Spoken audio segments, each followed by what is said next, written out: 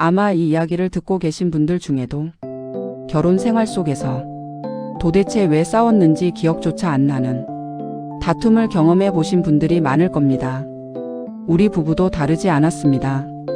이번 이야기도 아주 사소한 것, 정말 웃기지도 않는 일에서 시작되었습니다. 그날 아침 남편은 여느 때처럼 신문을 펼쳐 들고 앉아 있었습니다. 요즘은 다들 휴대폰으로 뉴스를 보지만 우리 집은 여전히 종이 신문을 구독하고 있었지요. 남편은 꼭 신문을 밥상에 올려놓고 식사를 합니다. 그게 늘 눈에 거슬렸습니다. 여보, 제발 밥상에 신문 좀 올려놓지 마. 비좁잖아. 제가 잔소리를 시작하자 남편은 대수롭지 않게 대꾸했습니다. 내가 알아서 보니까 괜찮아. 괜히 잔소리 좀 하지 마. 그 한마디가 제 심기를 건드렸습니다. 사실 따지고 보면 신문이 밥상에 놓여 있다고 큰일 나는 건 아니었습니다. 그런데 그 순간 저는 그동안 쌓여있던 작은 불만들이 하나 둘 튀어나오기 시작했습니다. 잔소리? 아니, 내가 뭘 얼마나 한다고 그래? 당신이랑 살자고 신문 치우라는 말도 못해? 남편은 신문을 탁 덮더니 약간 과장된 표정으로 한숨을 쉬며 말했습니다. 아휴, 피곤하다. 아침부터 왜 이래? 그 말이 기름을 부은 격이었습니다. 저도 모르게 목소리가 커졌습니다. 아니, 피곤하다고? 피곤한 건 나지. 당신 뒤치다꺼리 하면서 집안일 다 하면서 내가 피곤하지 당신이 피곤해? 남편도 물러서지 않았습니다. 나도 회사에서 얼마나 힘든데. 당신은 집에서 하루 종일 있으면서 내가 뭐라도 시키면 그렇게 예민하게 굴잖아. 그 순간 부엌 공기는 국 끓는 소리와 달걀 부치는 소리를 뚫고 팽팽한 긴장감으로 가득 찼습니다. 사실 생각해보면 누구 잘못도 아니었습니다. 하지만 우리는 서로의 말을 듣지 않고 자기 말만 옳다고 우기고 있었습니다. 그게 늘 다툼의 패턴이었지요. 결국 남편은 신문을 구기듯 덮어버리더니 젓가락을 탁 내려놓고 밥상을 떠났습니다. 저는 일부러 소리를 내며 식탁을 정리했습니다. 그날 저녁 둘 다 밥을 제대로 먹지 않았습니다. 남편은 괜히 TV 소리를 크게 틀었고 저는 일부러 그 옆에서 청소기를 돌렸습니다. 마치 서로의 존재를 더 의식하게 만들려는 치졸한 싸움 같은 풍경이었지요.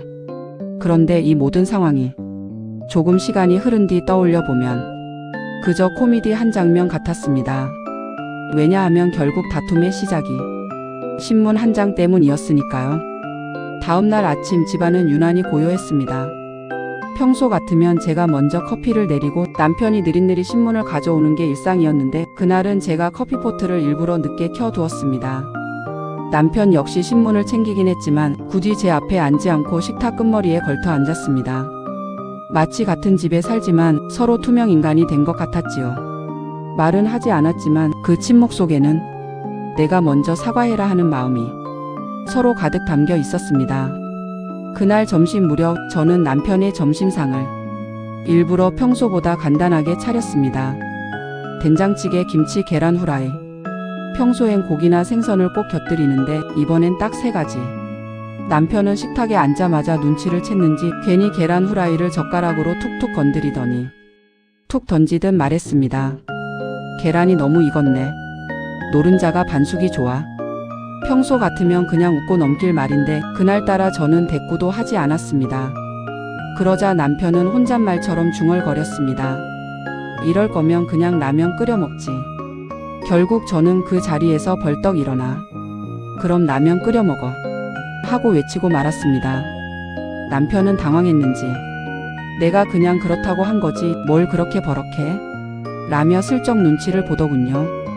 그 장면은 나중에 생각해보면 정말 우스웠습니다.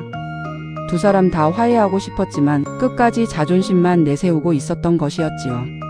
그날 오후 집안 마당을 쓸고 있는데 이웃 박 아주머니가 다가왔습니다. 어머, 오늘따라 부엌 창문이 조용하네. 원래는 국 끓이는 소리, 웃음소리 다 들리는데. 저는 순간 당황해서 웃으며 둘러댔습니다. 아, 뭐 그냥 오늘은 좀 피곤해서요. 그런데 아주머니는 짐짓 장난스럽게 말씀하셨습니다. 설마 싸운 거 아냐? 아이고, 우리도 가끔 별것도 아닌 걸로 부부싸움 한다니까. 근데 꼭 그런 날은 국이 짜더라고. 순간 얼굴이 화끈거렸습니다. 남의 눈에도 다 티가 난다는 걸 그제야 깨달았던 거죠. 저녁이 되자 남편은 괜히 TV 드라마를 보면서 큰 소리로 웃었습니다. 정말 재미있어서 웃는 건지 아니면 저를 의식하고 일부러 웃는 건지 알 수 없었지만 그 웃음소리가 오히려 제 신경을 더 건드렸습니다. 저도 지지 않겠다는 듯 일부러 전화를 크게 받으며 아 맞아. 너무 웃기지 뭐야 하며 과장된 리액션을 했습니다. 결국 같은 집에서 두 사람이 마치 유치한 코미디 연기를 벌이고 있었던 겁니다. 그날 밤 침대에 나란히 누웠지만 서로 등을 돌린 채 잠이 들었습니다. 그런데 신기하게도 그 등 너머로 서로의 체온이 전해져 오면서 빨리 풀고 싶다는 마음이 스멀스멀 올라오더군요. 밤새 서로 한마디도 하지 않은 채로 등 돌리고 잤습니다. 아침이 되자 남편은 여전히 무뚝뚝한 얼굴로 신문을 펼쳤고 나는 괜히 바삐 움직이며 밥상을 차렸습니다. 밥 차렸어. 남편은 고개도 들지 않고 신문만 들여다봅니다. 순간 나는 속이 부글부글 끓었습니다.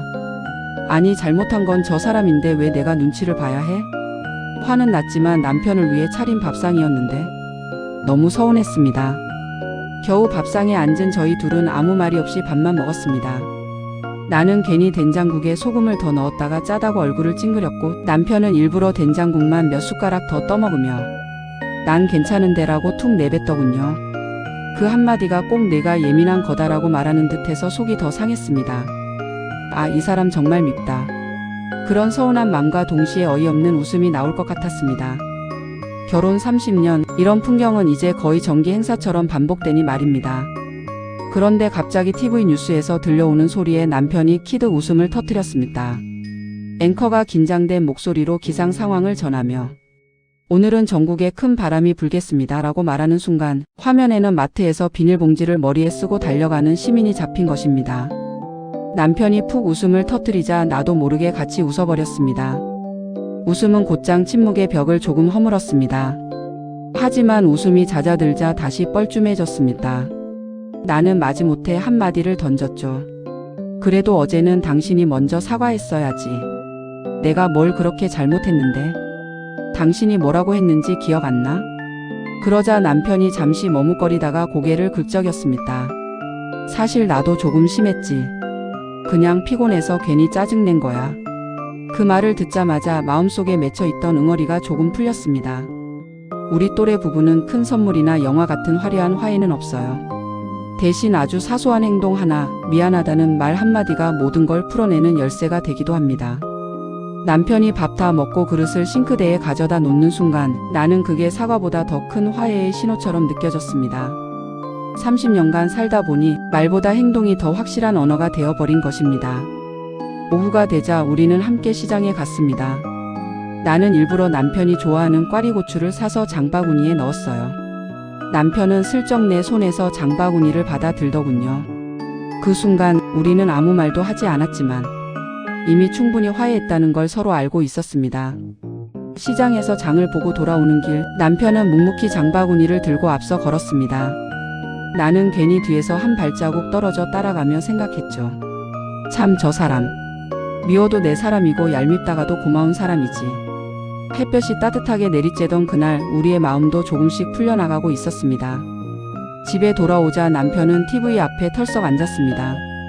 나는 방금 사온 꽈리고추를 씻으며 오늘 저녁은 당신 좋아하는 고추무침 할게라고 말했어요. 남편이 슬쩍 고개를 들더니 작은 미소를 지었습니다. 그 미소 하나면 따로 미안하다는 말이 없어도 충분했어요. 우리 부부는 화려한 이벤트 대신 이런 작은 신호로 화해를 확인합니다. 소소한 식탁 위 반찬 하나가 때론 100마디 말보다 진한 의미를 담고 있는 것입니다. 저녁을 먹다 보니 남편이 갑자기 어색한 농담을 던졌어요. 당신 어제 화내는 모습 보니까 옛날에 애들 야단칠 때랑 똑같더라고. 나는 젓가락을 내려놓고 뭐라고? 내가 어제 얼마나 속상했는데? 라며 시치미를 뗐습니다. 하지만 결국 나도 웃음을 터뜨리고 말았죠. 그 순간 어제의 다툼은 흔적조차 남지 않았습니다. 부부라는 건 결국 다투고 화해하며 살아가는 것 아닐까 생각합니다. 젊었을 땐 다투면 며칠씩 냉전이 이어지기도 했지만 이제는 하루도 가지 않아요. 내 편은 결국 당신뿐이라는 걸 너무 잘 알게 되었기 때문입니다. 세월이 쌓이니 다툼조차 우리 부부만의 추억이 되어갑니다. 언젠가 손주들에게 할아버지랑 할머니도 별것 아닌 걸로 매번 싸웠단다. 하고 웃으며 말할 날이 올지도 모릅니다. 그날 밤 남편이 먼저 불을 끄며 말했습니다. 내일은 내가 아침밥 차릴게. 나는 피식 웃으며 대답했죠. 됐어, 그건 또 싸움 나니까 그냥 내가 할게. 그러면서도 마음 한쪽은 따뜻하게 차올랐습니다. 부부라는 이름으로 함께 살아온 세월, 그 속에서 다툼은 작은 파도일 뿐입니다. 결국은 다시 웃으며 손잡고 걸어가는 길, 그것이 우리 삶의 전부입니다.